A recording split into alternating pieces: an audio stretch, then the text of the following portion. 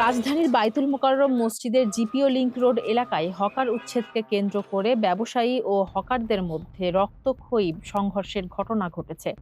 শনিবার সকাল 10টায় স্বর্ণগলী এলাকায় শুরু হওয়া এই ধাওয়া পাল্টা ধাওয়ায় আহত হয়েছেন বেশ কয়েকজন। জানা যায়, গত 9 এপ্রিল ঢাকা দক্ষিণ সিটি কর্পোরেশনের ভ্রাম্যমাণ আদালত ওই এলাকার ফুটপাত উচ্ছেদ করলেও পরদিনই হকাররা পুনরায় দোকান বসাতে শুরু করে।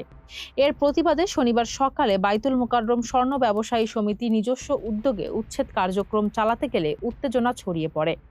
এক পর্যায়ে উভয় পক্ষ লাঠিসোঁটা নিয়ে সংঘর্ষে জড়িয়ে পড়ে। খবর পেয়ে আইনশৃঙ্খলা বাহিনী ঘটনাস্থলে পৌঁছে পরিস্থিতি নিয়ন্ত্রণে আনে। বর্তমানে ওই এলাকায় থমথমে অবস্থা বিরাজ করছে এবং অতিরিক্ত পুলিশ মোতায়েন করা হয়েছে।